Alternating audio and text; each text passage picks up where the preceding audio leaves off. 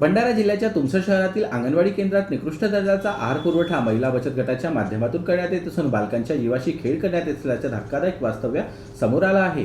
लहान मुलांना अंगणवाडी येथे आहार देण्यात यावा यासाठी शासनाच्या वतीने योजना सुरू करण्यात आली।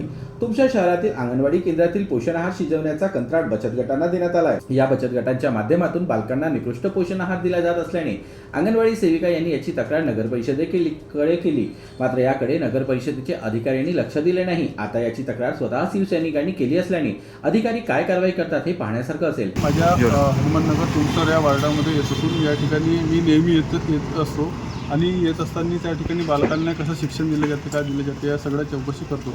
परंतु त्या ठिकाणी आलं असता त्या अंगणवाडी सेविका सारंगपुरे मॅडम यांनी मला असं सांगितले की हा एकदम निकृष्ट दर्जाचा आहार पुरवठा संबंधित महिला बचत गटाकडून करण्यात येत आहे बालकांना। तुम्ही मला बालकांच्या जीवाची खेळ आहे, बालक कधी जीवितहानी झाली दगावली तर याचा परिणाम चुकीचे होईल। तर त्या संदर्भात त्यांनी मला सांगितलं की 12 वर्षापासून एकाच महिला बचत गटाला त्यांनी कंत्राट दिलेला आहे आणि त्याच्यामध्ये सोंड्या, अळ्या आणि त्याच्यामध्ये विचिडे अन्न, बुरशी लागलेले अशा बालकांना वितरण पुरवठा करण्यात येत आहे दररोज। तर या संदर्भात मी बालकल्याण विकास प्रकल्प अधिकारी यांच्याशी आज पत्रव्यवहार करून स्वतः भंडारा आज मी स्वतः आलो आणि याच्या कमी जास्त झाल्यास आम्ही आंदोलन करणार शिवसेनेच्या माध्यमातून असा त्यांना इशारा दिला। या ठिकाणी आपण येऊन चौकशी करा आणि पूर्ण आहाराच्या पाहणी करा, नाहीतर आम्ही यांना शिवसेना खपवून देणार नाही।